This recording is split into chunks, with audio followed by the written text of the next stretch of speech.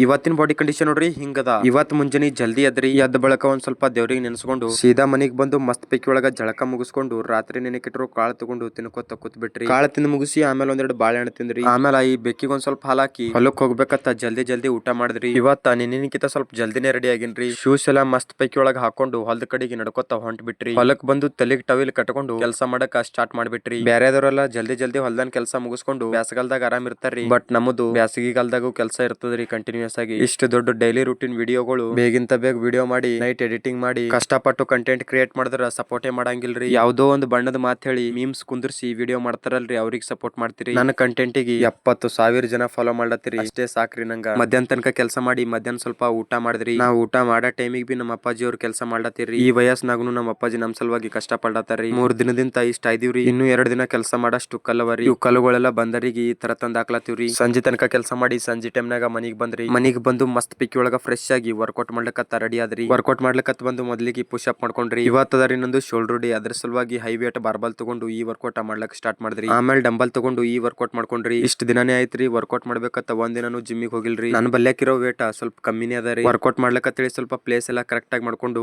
ಸ್ವಲ್ಪ ಡಂಬಲ್ ಅದು ಮಾಡ್ಕೋತೀನ್ರಿ. ಇವತ್ತಿನ ಕೆಲಸ ಮತ್ತ ವರ್ಕೌಟ್ ಸ್ವಲ್ಪ ಹೆವಿನೇ ಐತ್ರಿ. ಇವತ್ತಿನ ಶೋಲ್ಡರ್ ಡೇ ಬಾಡಿ ಕಂಡೀಷನ್ ಅಂತೂ ಖತರ್ನಾಕ್ ಆಗಿತ್ರಿ. ವಿಡಿಯೋ ಇಷ್ಟ ಆಗಿತ್ತಂದ್ರ ಫಾಲೋ ಮತ್ತ ಸಬ್ಸ್ಕ್ರೈಬ್ ಮಾಡ್ಕೊಂಡ್ಬಿಡ್ರಿ. ಮತ್ತ ಬರ್ತೀನಿ. ರಾಮ್ ರಾಮ್, ಜೈ ಶ್ರೀರಾಮ್.